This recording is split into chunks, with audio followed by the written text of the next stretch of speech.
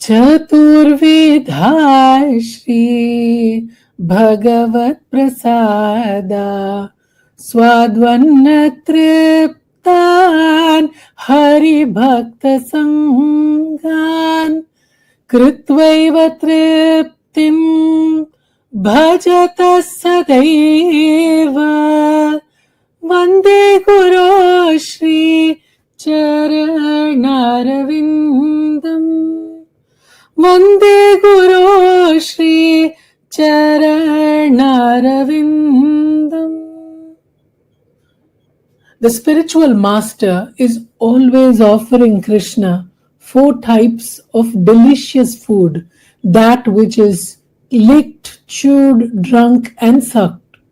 When the spiritual master sees the devotees are satisfied by eating Bhagavat Prasada, he is satisfied. I offer my respectful obeisances unto the lotus feet of such a spiritual master, Param Pujya Guruji. Om Vakratunda Mahakaya Surya Koti Samaprabha Nirvignam Kurme Deva Sarvakaryeshu Sarvada Shuklam Baradharam Vishnum Shashivarnam Chaturbhujam Prasanna Vadanam Dhyayet Sarva Vignopashantaye Narayanam Namaskritya Naram Chaiva Narottamam Devim Saraswatim Vyasam Tato Jayamudirayet Vyasam Vasishthanaptaram Shakti पौत्रमकल्मषम् पराशरात्मजं वन्दे शुकतातं तपोनिधिं व्यासाय विष्णुरूपाय व्यासरूपाय विष्णवे नमो वै ब्रह्मनिधये वासिष्ठाय नमो नमः अविकाराय शुद्धाय नित्याय परमात्मने सदैकरूपरूपाय विष्णवे सर्वजिष्णवे यस्य स्मरणमात्रेण जन्म संसारबन्धनात् विमुच्यते नमस्तस्मै विष्णवे प्रभविष्णवे शान्ताकारं भुजगशयनं पद्मनाभं सुरेशं विश्वाधारं गगनसदृशं मेघवर्णं शुभांगं लक्ष्मीकान्तं कमलनयनं योगिहृद्ध्यानगम्यं वन्दे विष्णुं भवभयहरं सर्वलोकैकनाथम्. ओम नमो भगवते वासुदेवाय. ओम श्री कृष्ण परमात्मने नमः. राम रामाय शान्तारामाय सद्गुरु रामाय शान्तारामाय दय गुरु रामाय शान्तारामाय जय गुरु रामाय शान्तारामाय राम राम. बोलो सद्गुरुनाथ महाराज की जय. बोलो राधा रानी अरुणामाई की जय. चरण स्पर्श टू परम पूज्य गुरुजी. चरण स्पर्श to all Devi's and mahatmas. जय श्री कृष्ण गुरुजी. Book 4, Discourse 17. King Prithu gets angry with earth and the latter extols him. Maitreya continued. Thus glorified by recounting his virtues and exploits, the celebrated Lord Prithu gratified the panegyrists by honoring them with presents of their choice and applauding them. Verse number 2. He further greeted with due honor members of all the 4 varnas or grades of society, from the Brahmana downwards, nay, his servants, ministers and family priests, the citizens as well as the inhabitants of his entire state, people following the various trades and the various functionaries and officials of the state. Verse number 3. Vidura said, wherefore did earth, who could take any number of forms, particularly assume the form of a cow that Prithu milked, who played the role of a calf for the time being, and what served as the milk pail? Verse number 4. Uneven, undulated by nature, how was the earth made even, leveled by him? And with what motive did the god Indra steal away his sacrificial horse? Verse number 5. Having acquired spiritual knowledge and wisdom, direct realization of the truth, the foremost of those who have realized Parabrahman, the Absolute, O holy Brahmana, what was the destiny he attained to? Verses 6 to 7. I am your loving devotee as well as of Lord Sri Krishna, who is above sense perception. Therefore, be pleased to recount to me all the other glorious and holy deeds of the Almighty Lord Sri Krishna of bright renown, connected with the story of that former manifestation of his. For I know it was no other than Sri Krishna who milked this earth in the form of Prithu, or the son of Vena. Verse number 8.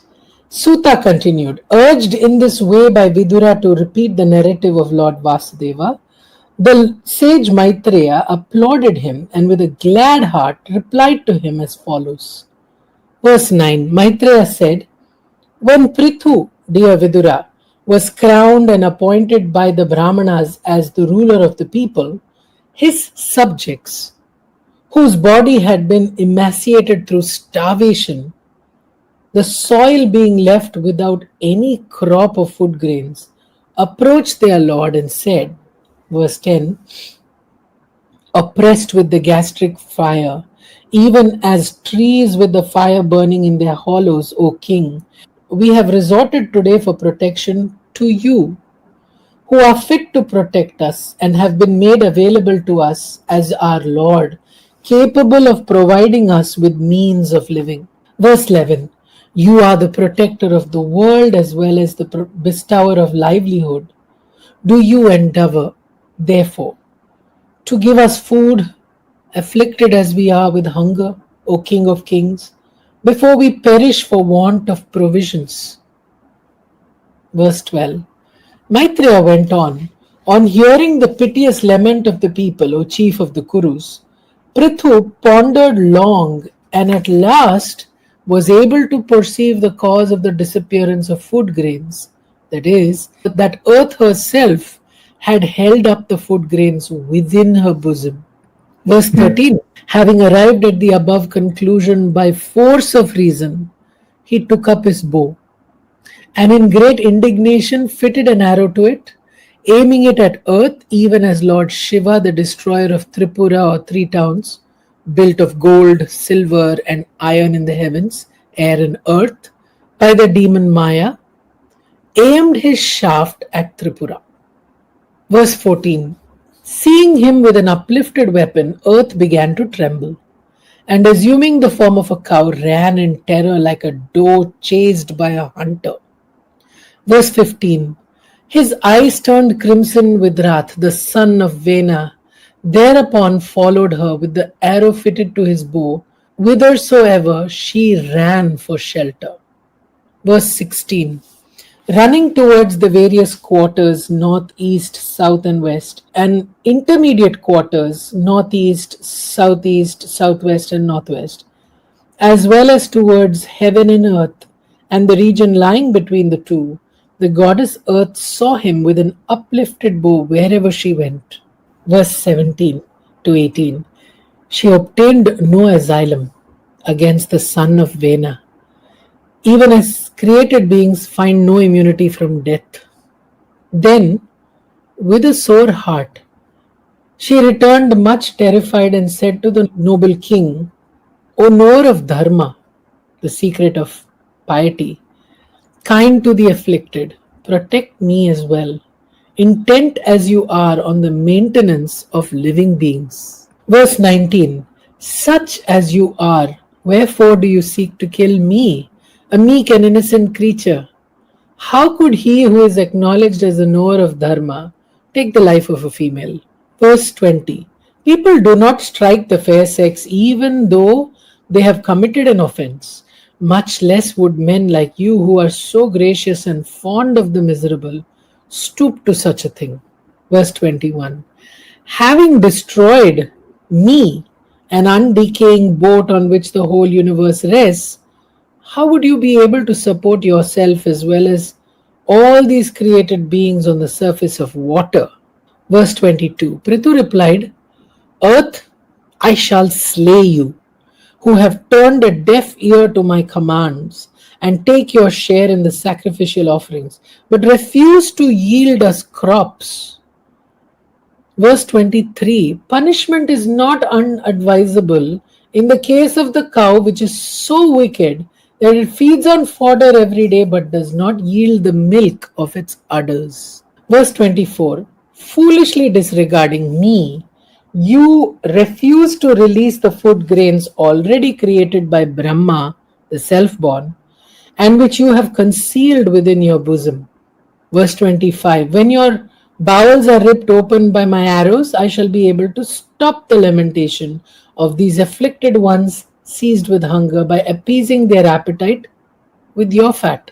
Verse 26, for the rulers of men to kill the vile and self-conceited soul, be it man, woman, or a sexless person who is merciless to other beings, is no killing at all. Verse 27, having torn you with arrows into pieces as minute as sesamum seeds, you who are stubborn and arrogant and have assumed the illusory appearance of a cow, I shall support these created beings by sheer dint of my yoga or supernatural power. Verse 28, seized with a tremor and bowing low, Earth spoke with folded hands to the king, who like death bore a form which was the very embodiment of wrath. Verse 29, Earth said, hail, hail to the transcendent person who evolves diverse forms by dint of his Maya or creative energy and appears as constituted of the three gunas or modes of Prakriti, though really speaking, he has, by constantly realizing his essential nature, eliminated all possibilities of identification with physical matter, Adi Bhuta, the Jiva or embodied spirit, Adi Daiva, and the controller of both, Adi Yajna, and is therefore above all modifications in the shape of likes and dislikes resulting from such identification. Verse number 30. The same supreme maker by whom I have been created to be the abode of living beings, and from whom has proceeded this creation, consisting of the three gunas or modes of Prakriti, is ready with uplifted weapon to strike me. Whom else shall I now resort to for protection? Verse number 31. He who evolved at the dawn of creation this world, consisting of animate and inanimate beings, by dint of his Maya or creative energy, which rests on himself and is beyond all speculative reasoning, is now out to protect it by the same Maya. He seek to kill me, devoted as he is to righteousness? How should he seek to kill me, devoted as he is to righteousness? Verse 32, the Lord Almighty, though one, appears as many by virtue of his Maya. It is he who evolved Brahma the creator and caused the universe to be brought about by him. Surely the doings of such a Lord cannot be understood by men whose mind is tossed by his Maya, which is so hard to conquer. Verse 33, hail to the Supreme Person, the Maker of the universe too, or the Maker of the universe, who, when necessary, brings into play and then withdraws into himself his manifold potencies, and who brings about the creation, preservation, and dissolution of the universe by means of his potencies in the shape of the five gross elements, the 10 indriyas, and the deities presiding over them, the faculty of understanding and egotism. Verse number 34. It is you, O birthless Lord, who, in order to place on a sound footing the creation brought forth by you, and consisting of the five gross elements, the indriyas, and the inner sense, lifted me up from the depths of the ocean and took me out of water assuming the form of the primeval boar. Appearing in the form of a hero, you, who once played the role of lifting up the earth, now seek to kill me with your fierce arrows for the sake of milk, keen as you are to protect all created beings who have taken up their abode in me as in a boat on the surface of water. Verse 36. Surely the doings of divine personages like you cannot be known by people of my ilk, whose mental horizon is clouded by your Maya or deluding potency, which brings forth this creation made up of the three gunas. Hail to such personages who bring renown to heroes themselves. Thus ends the 17th discourse entitled The Taming of Earth, forming part of the conquest of Prithu, in Book 4 of the great and glorious Bhagavata Purana, otherwise known as the Paramahamsa Samhita. Discourse 18. King Prithu milks goddess Earth in the form of a cow. Maitreya continued. It was thus that goddess Earth glorified Prithu, whose lips were quivering through anger. She was frightened, but she made herself quiet and steady with an effort of her will and spoke again. Verse number 2. O Lord, you possess power to do anything that you please.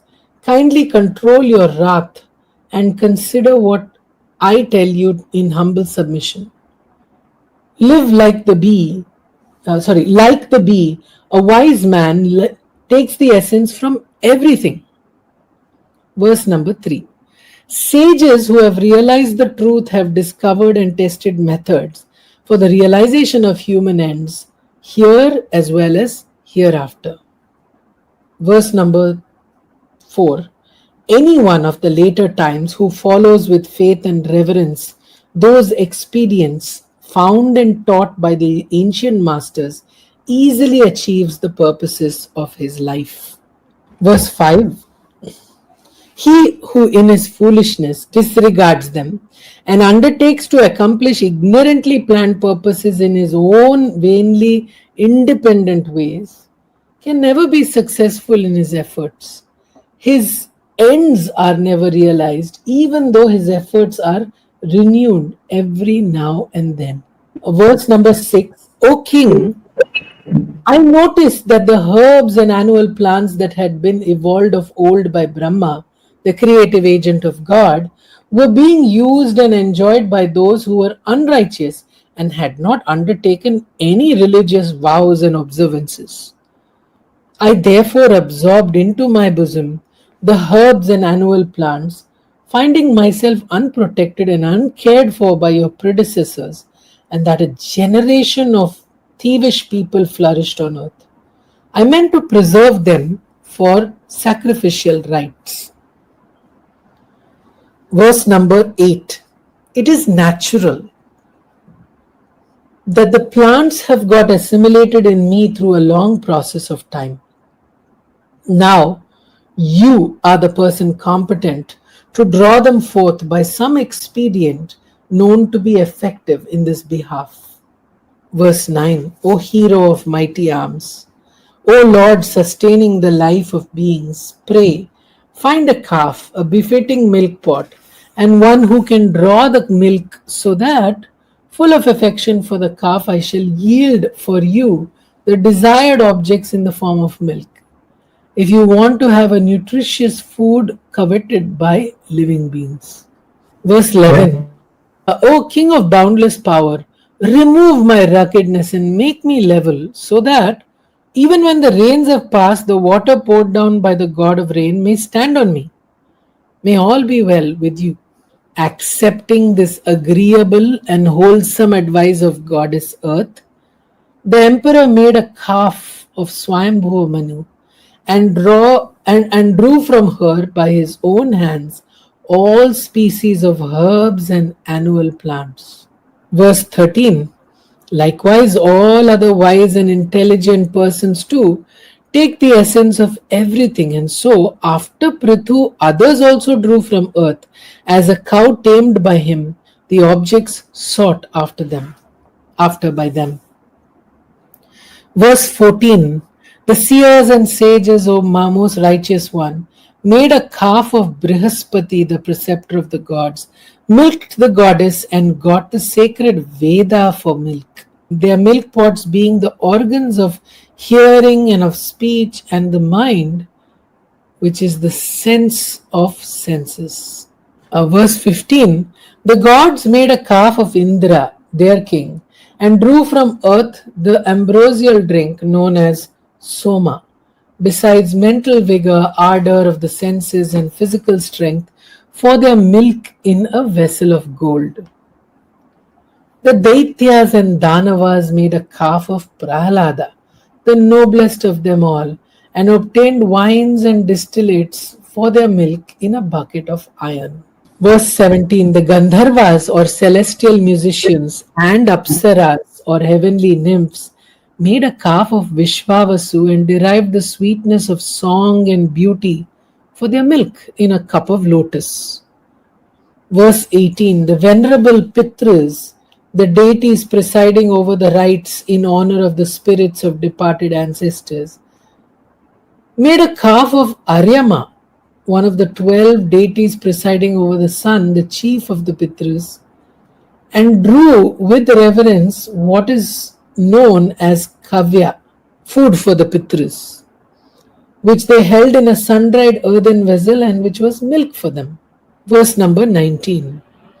The Siddhas, another class of heavenly beings, made a calf of the sage Kapila and obtained in the conclave cup of the Welkin mysterious powers of becoming as small as an atom and so on, powers that could not be exercised by mere will, while the demigods such as the Vidyadharas and the same sage for their calf, use the same sage for their calf, and in the same pot, and obtain the art of treading the air. Verse 20. Others, such as the Kim Purushas, an order of swift and quickly moving superhuman beings, who were adept at conjuring tricks, made a calf of Maya, the great demon architect and conjurer, and obtained the magic art of those wonderful beings who can disappear in an instant to the astonishment of the spectators, an art which could be exhibited by mere wish or thought. Verse 21. Similarly, the Yakshas, the Rakshasas, the night wandering ogres, the ghosts, the detestably ugly, fiendish creatures known as Pishachas, all of whom feed on raw flesh, made a calf of Rudra, the lord of the ghosts, and drew the beer of blood in a skull for a pot. Verse 22. Even so, the serpents with and without hood, the snakes and other poisonous creatures such as scorpions, made a calf of Takshaka, the chief of the snakes and serpents, and drew poison in their mouth for the vessel. Verse 23 to 24. The graminivorous beasts made a calf of the bull of Lord Shiva and obtained the glasses for milk in the vessel of the forest. Again, the ferocious flesh-eating beasts with the sharp teeth made use of the lion, the king of beasts, as the calf, and got flesh for milk in the pot of their body. The birds made a calf of Garuda, their king, and got noble creatures as such as moths and insects as well, and immobile creatures, fruits, etc. for milk. Verse 25. With the banyan for the calf, the trees got different kinds of saps for milk. The mountains used the Himalaya as the calf and obtained the various minerals for milk in the basins of their ridges. Verse 26. Earth is a wish-yielding cow. Now that she had been tamed and made available for milking by King Prithu, all the species of living beings milked her, each with its own chief as the calf, and obtained milk in various forms and held it in their own vessel suitable for it. Verse 27. In this way, O descendant of Kuru, King Prithu and others who sought food for themselves to eat, milked the cow and got different kinds of milk in the form of their own food, with different calves and cups to hold it. Verse 28. Thereafter, King Prithu became pleased with Goddess Earth, who now yielded all the objects of one's desire and fondly accepted her as daughter, feeling paternal love for her. Prithu, the son of Vena, the almighty king of kings, crushed the crests of mountains with the ends of his bow and mostly leveled the surface of the terrestrial globe. Verse 30 to 31, Lord Prithu, the son of Vena, who was a father to his subjects and provided them with the means of subsistence, next planned with due regard to property dwellings for human beings at different places all over the earth. And he founded villages, towns, and cities, built castles and forts of every description, designed abodes for cowherds and pens for cattle, contrived camps and cantonments, and taught how to dig mines. He also provided horses for farmers and cultivators and raised hamlets on hillsides. Verse 32, before the advent of Prithu, people had no idea of different kinds of human dwellings like villages and towns on this globe. Now they began to live comfortably in rural and urban conditions with a sense of security, of life, and property in every part of the earth. Thus ends the 18th discourse, forming part of the story of Prithu's conquest in Book 4 of the great and glorious Bhagavata Purana, otherwise known as the Paramahamsa Samhita. Yeah, a lot of details of how everything has taken place,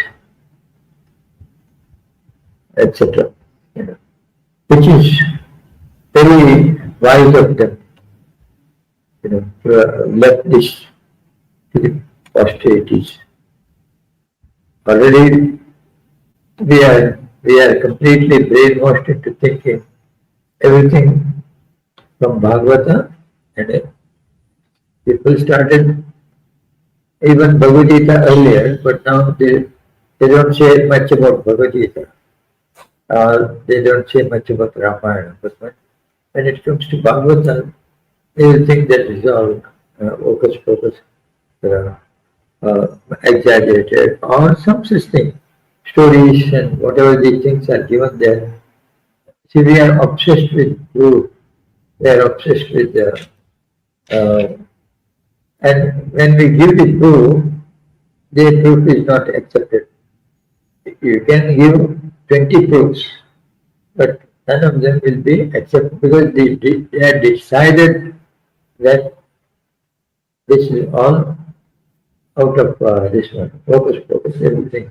And so decided, so what we have to do is simply ignore not what is written, but the listeners. Those listeners, not now, I'm saying, not what are listening now. If anybody has any doubt and other thing like that, or if anybody questions, and then his own faith will be shaken. Actually, it shows lack of faith at all. It shows that I am worthy. I am giving an honest. That's how they feel. I'm giving an honest to this one. Here to I try to understand, and I want to give them justice. All these things they think they are doing it. Why you have to do these things? When it comes to trust, the justice is zero. Don't worry about it at all. Or proof is also zero. It is like the birth of a child. And the child will go and suck the breast for milk. It is not asking for proof. It is not asking for proof for a long time on any matter.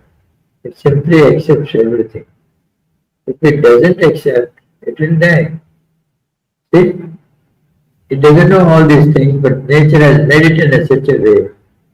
And we have also kept, nature has kept the great mind. We have to think.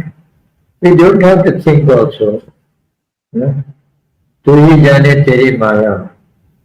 That's why the Jnaneshwar simply says this much. Eka tattva nam. Eka, one. Tattva, philosophy or principle. Eka tattva and nama. What is that tattva? Nama. Whatever name you say, you want to say Rama? Yeah. You want to say Shiva? Yeah. You want to say Krishna? Yes. You want to call him in different ways? Yes. You call him into Devi? Yes. Whatever you call is fine. Keep faith in that. When you were a child, you kept faith in your mother, not on my mother, not on each one of the listeners. They kept their faith in their mother and ask them now, are you having any faith in your wife or in your husband? They will not answer that question. Because if it is same mother, they would have said yes. But the moment you say this one, your husband or your wife or your this one, when you say that on the adults, you don't have faith. But that little child is having faith on the adults. Your bhaktas are like little children. Ignorant people are little children. Surdas without eyes, little child. And they all remain in the history of knowledge, the scriptures, and everything is fantastically they are there. And we think that they are very intelligent, super intelligent. About every person. I will give you a simple example only. Say all of the listeners, each one of you, imagine that you have either 1 lakh or 2 lakhs stored up, not spent, or 1 crore or 20 crores or 50 crores or property worth 1 lakh to 100 crores more also. And you are now at the age of 40. So you are not going to listen to anything. You are okay. You think that you are great. As you go advance and go to like the time you become 50, you will find that you are students, your sons or daughters, or daughter's husband, they will always sort of don't, they will argue. They will argue or politely and not sit there in that conversation. Which means they don't have any faith in what you are talking. It's simple as that. Like if you sit there and listen to the Bhagavad, and then midway you say, I'm busy today, I won't be able to. And I will read it later on. So everyone knows you don't read it later on, or you don't have faith at all in the first place. If you have faith, you will be sitting. That's the thing. So the faith creates you in future. We are faith in making money, we are faith in so many things. See? And then this is the thing. In this you will find it, this is antipodal for that. You see? So we find very difficult, and that is the problem which has been created by today's last 50 years of education, 50 to 60, 70 years. The moment we adopted the language which I am now talking, see, and we learned that language, and we wanted to have mastery in that language, becoming everywhere very proud that we can master, or we can speak so well and pronounce every uh, this one, word properly, all these things. So we will get it on to this. So our faith in our own father, mother, and everything, we broke everything which is on the path of mukti, and we have permanent residence on earth. Huh? Permanent residence on earth. We don't know whether we will be born in some other planet also. But the damn thing is, we will be born again and again. Punarpi jananam, punarpi janani, jatare shayanam.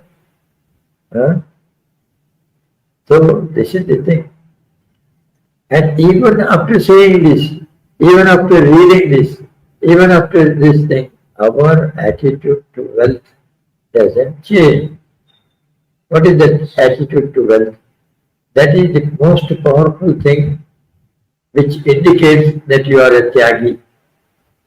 You see, you have understood and you are distributing all the Bhagavad Gita or distributing the spiritual granthas and other things for the benefit of the world. And you are not saying they will not read, they will not this, they will have this, they holy book, it cannot be kept here, there. These are all excuses for not excuses for holding your wealth to yourself, not holding knowledge. If you want to hold knowledge, just give it away. The wealth and other things are impossible. Impossible. कल करेंगे ना आज कल इतना अवसर एक है गड़बड़ क्या है we will do that you see anyway see this is the thing हम भी करेंगे you know when I come to your age you will say you see another 50 years are there to come to my or 70 years are there to come to my age you see so you can have a gala time all the new cars new this one new that all these things. And what you don't know is you are on the wrong track and you are on a sinking boat. See, this was a fantastic chance you got. Not only you got human life, not only you got Bhagavata, not only you got someone is telling you and someone is explaining you have no time to listen. Now you have time to read. So what we thought, the best thing is make this book, give this book to entire country. Not only the Bhagavata, Puranics and all this, every Pujari and other things like that, Pujari and other things, others also, everywhere reading procedure, yeah, but all these things. And give it to them, and if they give speeches and other things, we'll support them. We'll provide books and everything. This is the thing. That sort of this one we have to take, attitude take. So nowadays they are all have taken. Those who are with us, they know very well what we are doing. Over to you, Janaki ji. Discourse 19. King Prithu performs 100 horse sacrifices. Maitreya continued, the king Prithu now consecrated himself as a preparation for the performance of 100 horse sacrifices in Brahmavarta, the land of Swayambhuva Manu, where flows the Saraswati in an easterly direction. Verse number 2, the glorious Indra, the Lord of Paradise, who had attained to this exalted position by virtue of his performing 100 sacrifices, grew jealous of the grand sacrificial festivities started by King Prithu, inasmuch as he saw that the same would obscure his own achievements. Verse 3, for in that sacrifice, Bhagavan Sri Hari, the Lord of all sacrifices and almighty ruler, teacher, and soul of the whole universe, was directly perceived by all. Verse 4, He was accompanied by Brahma and Shiva and the other protectors of the world, who came with their retinue and was being extolled by Gandharvas, celestial musicians, and hosts of Apsara, celestial nymphs, as well as by sages. Verse number 5 to 6. Along with the Lord came a number of celestial and semi celestial beings such as Siddhas, Vidyadharas, Daityas, Danavas, Guhyakas, Yakshas, and so on, the foremost attendants of Sri Hari, led by Sunanda Ananda, and devotees of the Lord like Kapila, Narada, and Dattatreya, as well as masters of yoga like Sanaka and his three brothers, who are all eager to wait upon him. Verse 7. In that sacrifice, O Vidura, descendant of Bharata, goddess Earth, attended in the form of a celestial cow that supplies milk and clarified butter, serving as oblations for the sacred fire, and gratifies all one's desire, yielded to the sacrificer all the objects sought by him. Verse number 8. Rivers bore as their streams all sorts of sweet and delicious drinks pressed out of grapes and sugar cane, as well as milk, curds, buttermilk, and clarified butter, together with many liquid foods. The gigantic trees which profusely dropped honey from their pores bore fruit in abundance. Oceans brought him heaps of jewels, and mountains brought forth kinds of foods. Similarly, all the worlds with their guardians brought presents for the king. Verse 10.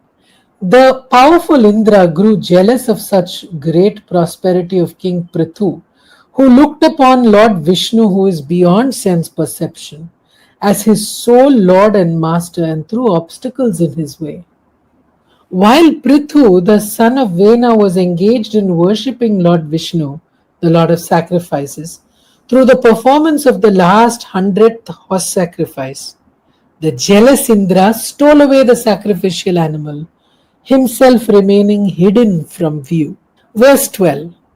The venerable Atri detected him hurrying through the air in the garb of a heretic, which he had taken on himself as an armor, and which leads one to mistake unrighteousness for righteousness. Verse 13. Egged on by Atri to kill him, Prithu's son, who was a great car warrior, gave a chase, all inflamed with rage, and shouted, "Halt, halt!" Indra wore elf locks on his head and was besmeared with ashes. Seeing him in that guise, the prince took him to be piety incarnate and refrained from shooting an arrow at him. Verse 15. When he returned without having killed Indra, Atri urged him once more to slay the wrongdoer, saying, "Strike, dear child, the great Indra, who is in fact the vilest of gods, inasmuch as he has interfered with your father's sacrifice." Verse 16. Thus incited by Atri, Prithu's son gave chase to Indra as he was hastening through the sky, even as Jatayu, the king of the vultures, chased Ravana when he was flying with Sita in his aerial car. Indra, the lord of paradise, gave up for the prince the horse as well as the guise in which he had assumed, and vanished from the view of his pursuer. The hero then came back to the site of his father's sacrifice, bringing the horse with him. Verse 18.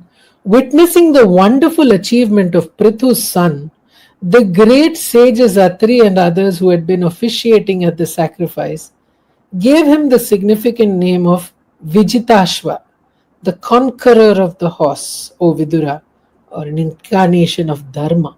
Verse 19. Creating a thick mass of darkness, the mighty Indra stole once more under cover of it the horse, tied with the gold chain from the sacrificial post, and the wooden ring placed in front of it, to which the horse had been secured. As Indra was hurriedly passing through the skies, Atri directed the attention of Vijitashva. The hero, however, did not obstruct him, holding as he did in his hand a staff with a skull on its top. Verse 21. Urged, however, by Atri, he set an arrow to his bowstring in indignation and aimed it at him. Indra thereupon gave up the horse as well as his garb and stood invisible. Verse 22. The hero too thereupon returned to the scene of his father's sacrifice, taking the horse with him. It was some weak minded people who accepted as their own the reproachful garb assumed and shed by Indra. Verse 23. The hypocritical garbs and appearances that Indra assumed with the intention of stealing away the horse came to be known by the name of Pakanda, inasmuch as they were marks of a sinful propensity. Papasya Khandani. The word Khanda has been used here in the sense of a mark. Verse 24.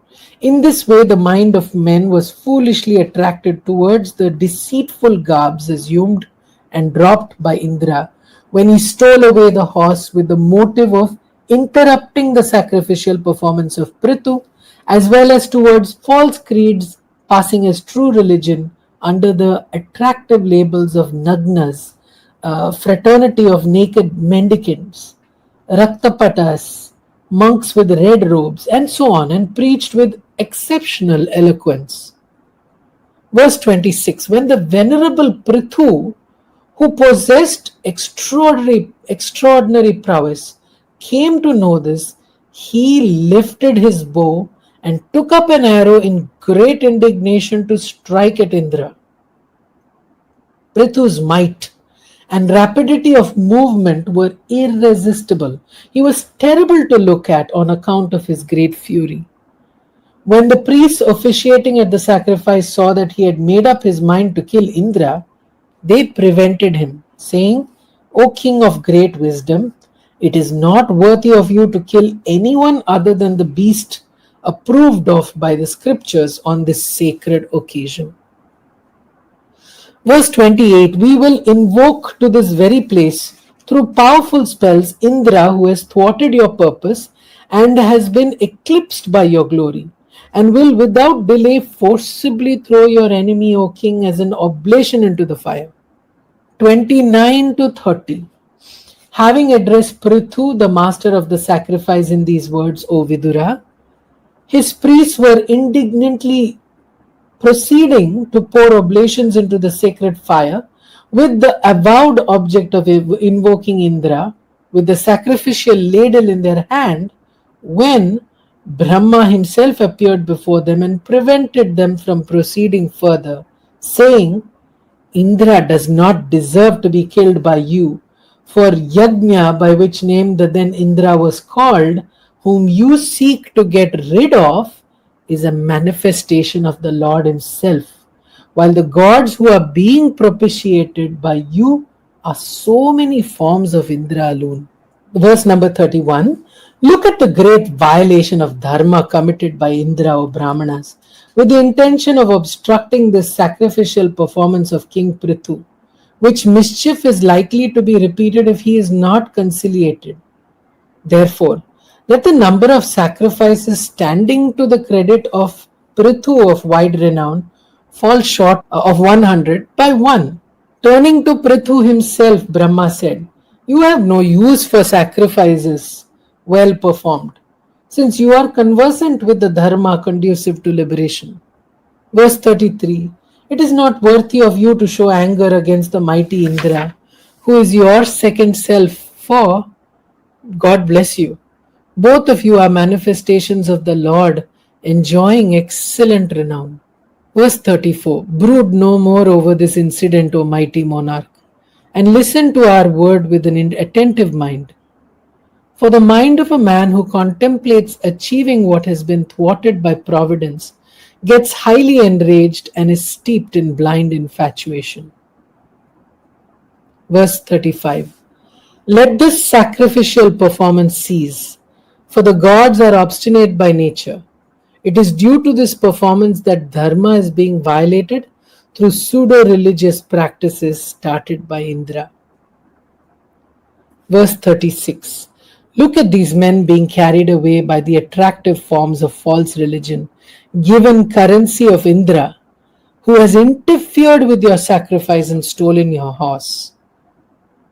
Verse 37, a ray of Lord Vishnu, you have now appeared on this earth from the body of Vena in order to preserve the religious faith of the people, conforming to the various scriptures that had been undermined by his misdeeds, O Prithu.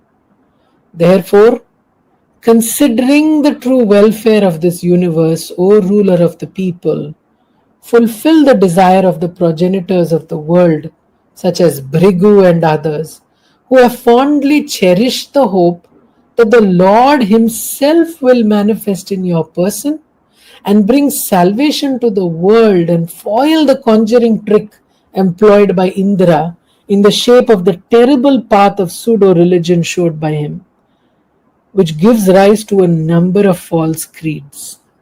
Verse number 39, Maitreya went on, thus advised and instructed by Brahma, the progenitor and preceptor of the world, Prithu, the ruler of the people, did as he was told, that is, insisted no more on completing the 100th horse sacrifice, and not only came to terms with Indra but also bestowed his affection on him. Verse number 40. When Prithu, who had many a noble deed to his credit, had finished the ceremonial bath taken at the end of a sacrifice, the gods, the bestower of boons, that had been propitiated by him during his sacrifices, conferred boons of their choice on him. Verse 41. The Brahmanas, whose blessings always come true, and who had received their sacrificial fees and had been duly honored with reverence, pronounced their blessings on King Prithu, the first constitutional monarch, O Vidura, highly gratified, and added, all those, verse number 42, all those who had assembled here in response to your invitation, O mighty armed ruler, mains, gods, rishis, and human beings, have been duly honored by you with gifts and attention. Thus ends the 19th discourse, forming part of the story of Prithu's conquest in Book 4 of the great and glorious Bhagavata Purana, otherwise known as the Paramahamsa Samhita. Great story. Yeah. But Indra is always, that's why he stands for mind. Mana. And it will always see that jealousy is the common factor of this. Everywhere you will find Indra. See, Indra stands actually for mind. Manavendra. See, it stands for mind. Each of our Ananga will correctly announce it. I state for something, and smelling something, and also chest states for something. Every hand can let something happen. And also our Dakshina and everything. So all these things are catering to them during the Homa, that also. But if they want to because Indra always thinks that everyone wants his seat in the heavens. He feels that anybody doing yajna, he wants to disturb them. Okay? So this is the unfortunate case of our mind. You can clearly see everywhere, every biggest families or every place where there are great people are there, everywhere, great people, but they have not been able to throw this jealousy out. Why? Tell me. Why they could not throw out the jealousy? The good man is super in all respects. Woman is also super. All this. Mother is super. Father is super. Children are super. But jealousy, you can't take it out. Why? Answer is very simple. Only you have to think. I will leave you to thinking, and if you know the answer, you can don't tell it to publicly like this. I know it like this. You can say I know it. Huh? So then we can make a list of all the people who are knowing it and all the people also who need to be knowing it. See, so we'll make a list. It shows how our abhyasa is going on. This is the thing. It's a test, simple test, very simple test. See, probably every one of you knows also. See, in one word or something like that, or 2 words. That's all. You can tell many words, but this is. So think over. Koti Koti pranams to you, Param Pujya Guruji, Devis and Mahatmas. Let us read these again and come back for more. We'll go to Kritagnyata Prarthana now. प्रार्थना करते हैं देश और धर्म के लिए, प्रार्थना करते हैं भारत की स्त्रियों के लिए और उनके विकास के लिए, प्रार्थना करते हैं हमारे अन्नदाता किसानों के लिए तथा उन सभी के लिए जिनके श्रम से हमारे पात्र में प्रसाद आता है। ये प्रसाद जो हमें 3 से 5 बार मिलता है, भूख हो न हो तो भी मिल जाता है, इससे हमारा बौद्धिक, शारीरिक और मानसिक पोषण हो। हम निरहंकारी बने, दूसरों के बारे में सोचें और हमारे में क्षमा भाव जगे। इसी के साथ प्रार्थना करते हैं भारत के तथा विश्व भर में कई ऐसे लोगों के लिए जिनको शायद 2 वक्त का प्रसाद मिले ना मिले पता नहीं होता। उनकी सारी आवश्यकताओं की पूर्ति हो, उनका विकास हो और उनके विकास से देश और विश्व का विकास हो। प्रार्थना करते हैं भारत के 17 से 21 वर्ष की आयु के सभी युवक और युवतियों के लिए नीति द्वारा यह अनिवार्य किया जाए कि उनको सेना में प्रशिक्षण मिले, जिससे कि वो अच्छे नागरिक बने। प्रार्थना करते हैं भारत के सेना बल के लिए सीमाएं बंद हो, घुसपैठ न हो, आतंकवाद न हो और हमारे जवानों के प्राण व्यर्थ में न जाएं। उनका आर्थिक और पारिवारिक जीवन हर्ष, उल्लास और विकास से भरपूर रहे। प्रार्थना करते हैं हमारे पुलिस बल के लिए नीति द्वारा उनके वेतन 10 गुना बढ़ाए जाए, उनकी जैविक अवस्था में सुधार लाया जाए, उनकी क्षमताओं में बढ़ोतरी लाई जाए और वो सदैव न्याय और धर्म का संस्थापन करते रहें। प्रार्थना करते हैं हमारे परम पूज्य गुरुजी द्वारा संकल्पित सारे कार्यों के लिए। ये सारे ही संकल्प जैसे निवृत्ति, गुरुकुल, गीता वितरण इत्यादि का उद्देश्य है भारत के कई करोड़ों अच्छे गरीबों को लाभ पहुंचाना। ये सारे ही संकल्प बड़े से बड़े पैमाने पर साकार हो और इसका लाभ देश के कोने कोने तक पहुंचे। प्रार्थना करते हैं कि इस देश के शासक इस देश को उसकी खोई हुई संस्कृति की ओर ले जा सके। प्रार्थना करते हैं कि इस देश के हर जिले में कम से कम 2001 एकड़ के फैलाव वाले महाजलाशय बनाए जाए, जिससे कि वहां भरपूर जल रहे। प्रार्थना करते हैं कि इस देश के हर जिले में कम से कम 200 सौर शक्ति से संचालित ट्रामें चलाई जाए। इनके माध्यम से हर एक गांव को जिला मुख्यालय से जोड़ा जाए, जिससे कि यातायात में सुविधा हो, पर्यावरण भी स्वच्छ रहे और व्यय भी कम हो। प्रार्थना करते हैं कि ईश्वर हमारे परम पूज्य गुरुजी को 120 वर्ष का स्वास्थ्य से परिपूर्ण आयुष दे और गुरुजी सदैव हमारा मार्गदर्शन करते रहें। प्रार्थना करते हैं कि ईश्वर सभी सत्संगियों को, सभी विभूतियों को और उनके परिवारजनों को स्वास्थ्य से परिपूर्ण लंबी आयुष दे और सभी गुरुजी द्वारा दिखाए गए पथ पर चलें। सारा श्रेय गुरुजी को जाता है। आज का जो भी पुण्य है उनके श्री चरणों में समर्पित करते हुए देश और धर्म के लिए प्रार्थना करते हैं। तथास्तु, तथास्तु, तथास्तु।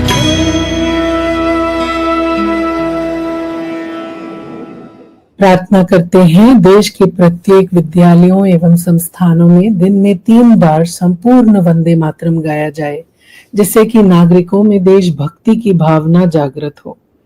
तथास्तु।